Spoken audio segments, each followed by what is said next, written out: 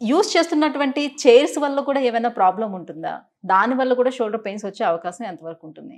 So మీరు చెప్పినట్టు posture చాలా ఇంపార్టెంట్ రోల్ ప్లే చేస్తదండి. మన బాడీలో ఏ పార్ట్‌కైనా తీసుకోండి. Neck pain, shoulder pain and back pain. So posture అనేది చాలా ఇంపార్టెంట్ ఉంటది. సో పోస్చర్ వల్ల గూడా మనకు మజిల్ స్ట్రెయిన్ అవ్వడం అండ్ నెక్ స్ట్రెయిన్ అవ్వడం ఇవన్నీ కామన్ ఉంటది. సో పోస్చర్‌తో పాటు ఇంకా కొన్ని రీజన్స్ గూడా ఉన్నాయి. భుజం నొప్పి కోసం.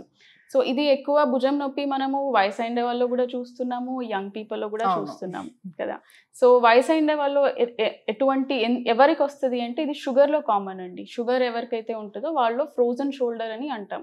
సో అది చాలా కామన్. ఎందుకవుతది ఫ్రోజన్ షోల్డర్? సో భుజంలో మనకు కండరాలుంటాయి. సో ఆ కండరాలు మనకి మామూలుగా చెయ్యి లేపడం గానీ, వెనక్కి పెట్టడం గానీ, సైడ్‌కి దీనికి హెల్ప్ చేస్తది. సో షుగర్ పేషెంట్స్‌లో ఏమవుతది ఈ కండరాలనేది పల్చపడిపోతాయండి. ఓకే. సో పడిపోయి వాళ్ళు ఏదో కొంచెం ఏమైనా యాక్టివిటీ చేసినా గూడా అది దెబ్బతింటది. అది హీల్ అవ్వదు. అండ్ షుగర్ పేషెంట్స్‌లో మనకి హీలింగ్ అనేది చాలా డిలే అవుతది.